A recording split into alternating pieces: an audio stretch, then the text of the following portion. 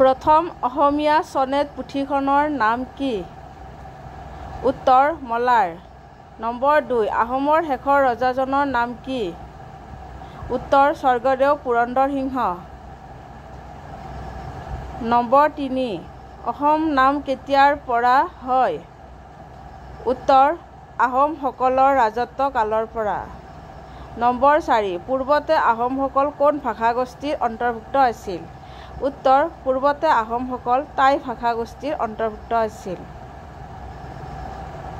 Number 5 জোনাকী যুগৰ ত্ৰিমূৰ্তি কোন কোন? উত্তৰ লক্ষ্মীনাথ বেজবৰুৱা, চন্দ্ৰকুমাৰ আগৰৱালা আৰু হেমচন্দ্ৰ গোস্বামী। নম্বৰ 6 শোণিতকুঁৱৰী নাটকখনৰ লেখক কোন? উত্তৰ ৰূপকোঁৱৰ জ্যোতিপ্ৰসাদ আগৰৱালা। নম্বৰ 7 অসমীয়া ভাষা সাহিত্যৰ জনক কোন? উত্তৰ শ্ৰীমন্ত শংকৰদেৱ। নম্বৰ 8 অসমৰ প্ৰথম ছপাশালখনৰ নাম কি? উত্তৰ মিছন প্ৰেছ, শিৱসাগৰ। নম্বৰ 9 অসমৰ কোনখন ঠাই কাঁহ শিল্পৰ বাবে বিখ্যাত?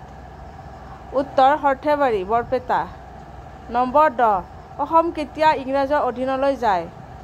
উত্তৰ ইয়াণ্ডাবু সন্ধিৰ পিছত 1826 চনত।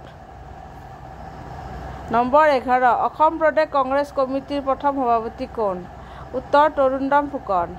নম্বৰ 12 ভাৰতৰ প্ৰথম মহিলা ৰাজ্যপাল কোন? উত্তৰ সৰোজিনী নাইডু। নম্বৰ 13 ভাৰতৰ প্ৰথম মহিলা IPS বিষয়া কোন? উত্তৰ কিৰণ বেদী। নম্বৰ 14 ভাৰতৰ সংবিধানখন কোন চনৰ কোন তাৰিখৰ পৰা কাৰ্যকৰী কৰা হৈছিল? উত্তৰ 1950 চনৰ 26 জানুৱাৰীৰ পৰা। ভিডিঅ'টো ভাল লাগিলে লাইক, শ্বেয়াৰ আৰু ছাবস্ক্ৰাইব কৰিব। Thank U.